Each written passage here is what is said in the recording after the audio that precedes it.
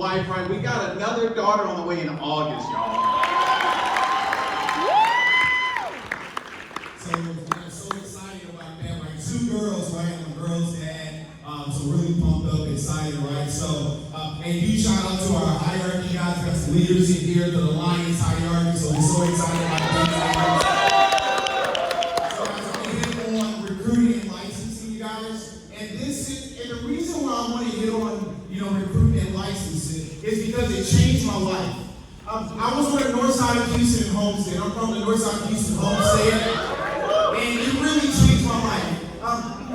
Once I got into Primerica and I seen that, you recruit somebody, you develop them, and you can get free. Once I learned this subject called prospecting, y'all, true story, Mark, I was nervous. Like, true story, I was prescribed Xanax just for my nervousness. I used to break the Xanax up and just to get to prospecting at Walmart. People give me the wrong numbers. Go to H-E-B, Ross. I got all the stuff in my grocery cart and I'm not buying groceries. Get the names and they telling me, Russell, just get more names and numbers. And I'm nervous. But I go back home and I'm more nervous because I ain't got the money to take care of my mom. So when they say you gotta get outside your comfort zone, some of us is forced to be outside your comfort zone. Some of us, we need to be forced to go and prospect. After this event, when we take a lunch break, you should be prospecting. This should be normal like breathing. It should be normal like you put on clothes. That shouldn't be a day you go without expanding your business and adding people to your organization. And I'm not saying it to sound good. I'm saying it because it is good. You got to do this on a daily basis. There's going to be a point in your life where you're going to need Primerica. And it needs to be today.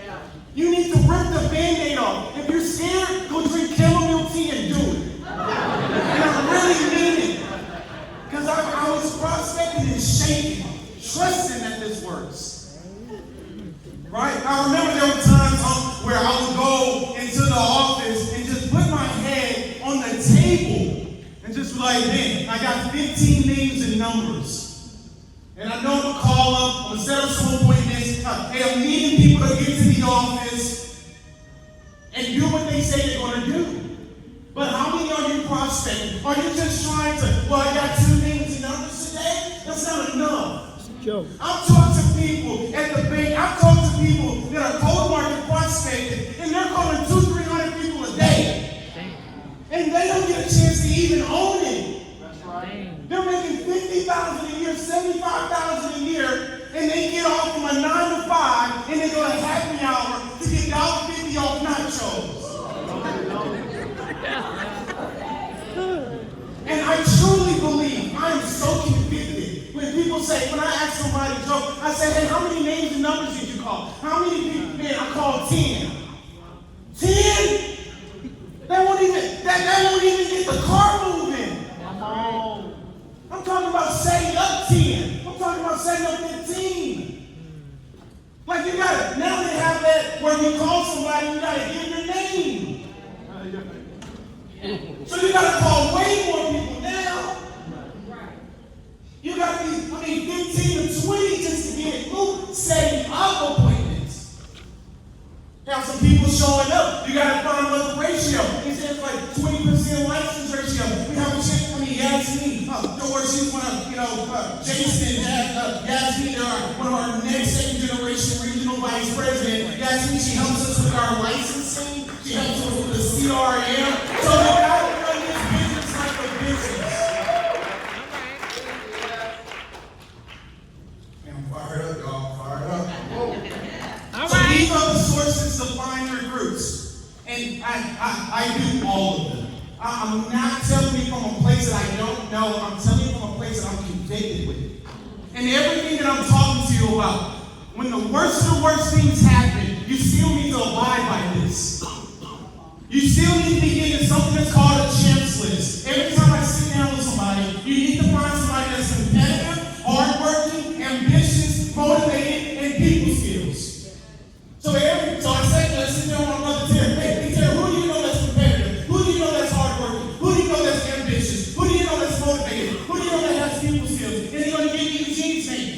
Eugene's competitor. Hey, Eugene, this is Russell. Who is this? This is Russell. We don't know each other, but we have a good friend. You know Terry, right? Oh, yeah, I know Terry. Well, Terry said out of all his friends, you was the most competitive. Our company is looking for more competitive people. And he told me that you was that person that's constantly keeping your options open for work. Is that true?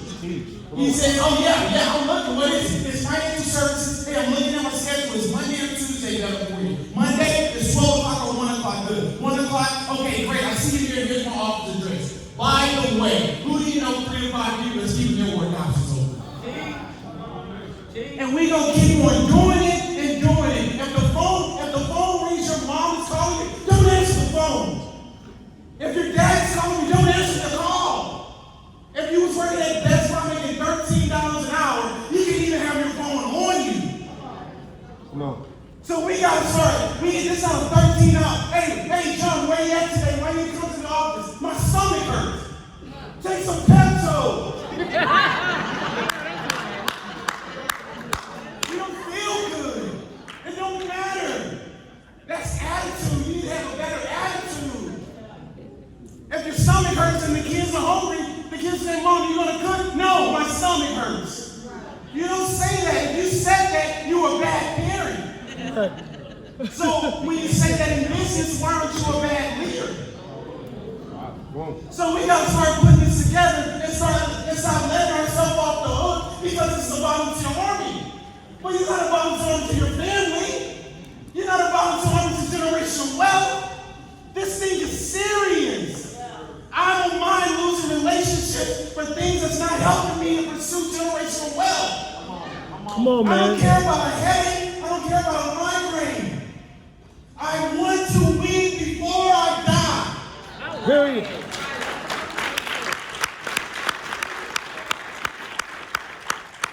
Referrals. You have to be an animal. You gotta get better referrals. And the great thing about this stuff is on SoundCloud. You can find this stuff on YouTube. There's no excuses why you're not getting better. Right? You can use social media. Face to face. There's no excuses. You can get 5 to 10 names and numbers today. You can go and set up 10 to 15 appointments a day. But you know what you got to be reminded about? Your goals. You know what you got to be reminded about? Looking at that bank account. You know what you got to be reminded? I mean, somebody told me, it's one of my guys. I told him, man, when are you going to get your wife off that job? I mean, you only doing $2,000 a month in premium. No. You only doing 3 recruits a month. No. And your wife is over here working harder than you. She's working from 9 a.m. to 5 p.m. And when you get to my office, you set up 3 appointments. Come on. You're in charge, man, and you still haven't made no money, and you're using that as an excuse. You're only $2,000 in charge back. That's all. You can do 2 policies now when you sit down with one family. You can go and pass. Man, I got to take my SI. You've been saying that for 4 months. Come on. It's time to get some guts. It's time to start winning.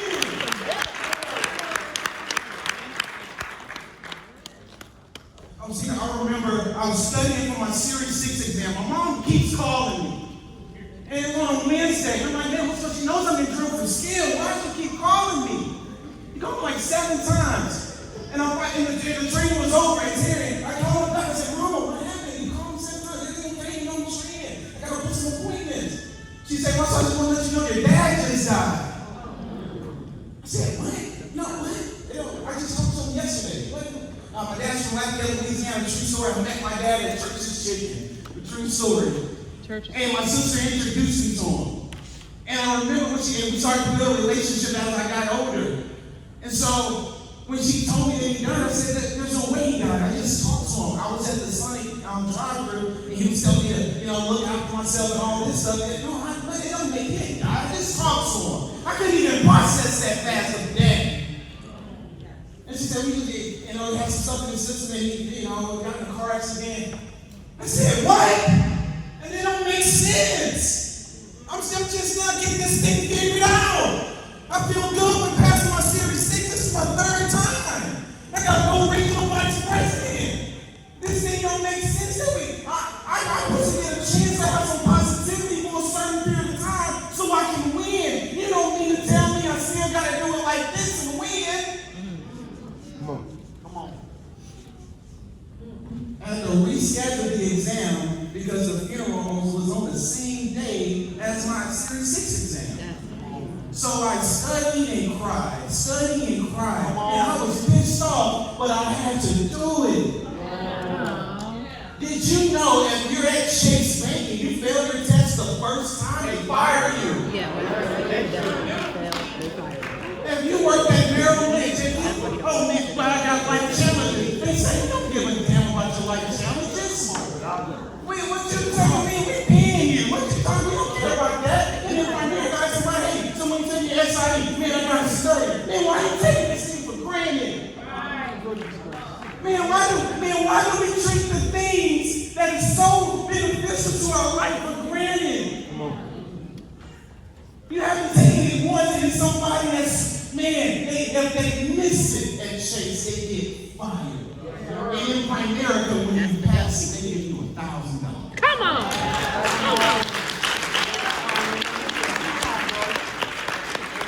And somebody was telling me, man, I just need to make time. You need to get your mind right. Come on. You need to get your mind right on how you're perceiving things.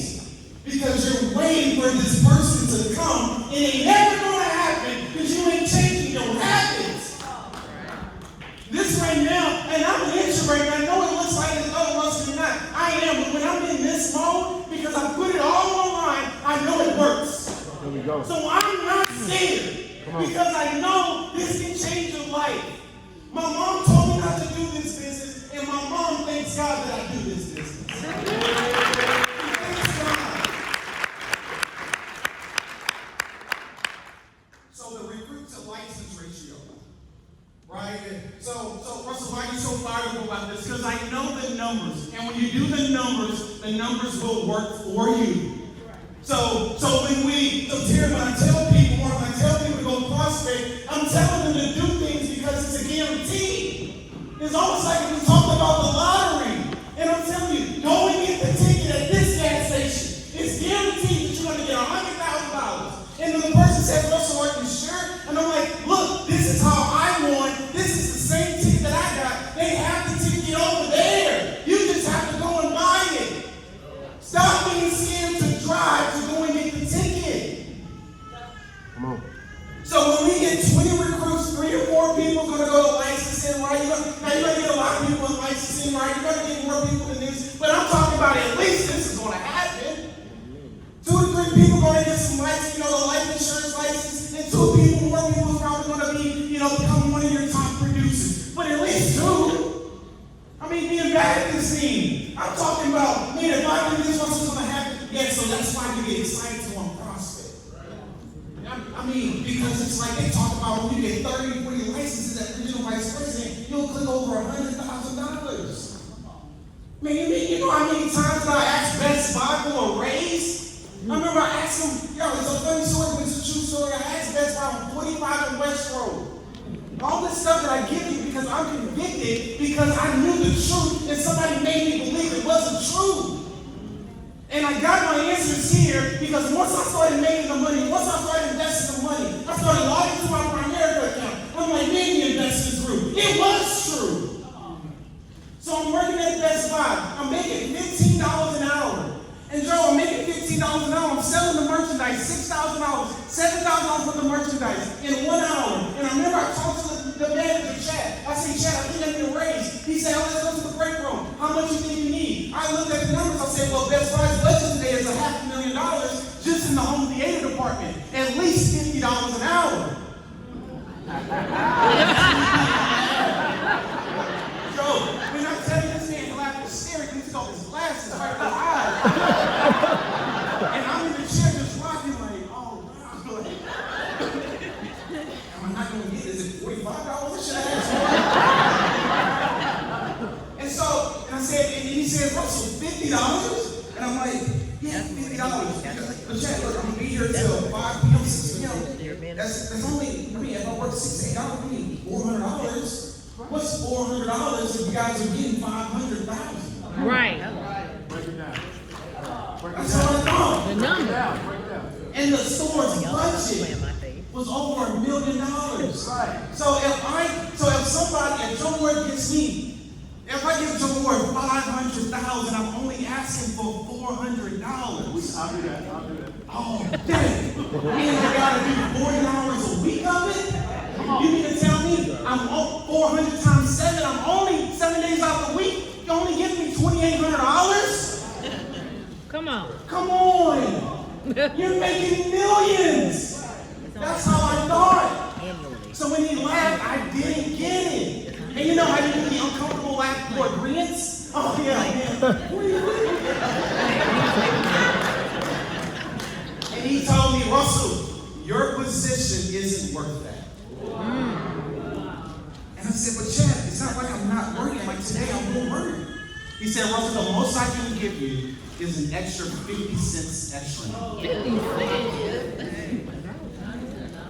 And I'm telling you guys, that was the moment that I knew I can do everything and I won't get paid for the efforts.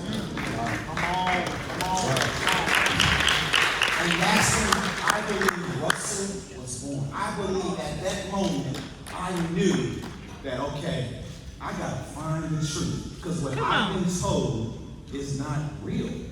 And when I left Best Buy, when I walked out of the break room, I'm seeing people smiling. These guys been here for 10 years. This guy's been here for 12 years. These guys aren't really happy. I'm seeing the managers now take the smoke break outside. I gotta get recruiting going. I gotta get serious about Primerica. Because if I stay at Best Buy, I'm gonna be another story in the front of the lobby saying, hey man, don't ask for much because you won't get it here. And I don't want to normalize it. So that's how come I can tell you, when you're on the phone, know your truth. Because that's how come we can get on appointments like this. That's how come we can get convicted about getting to a KT.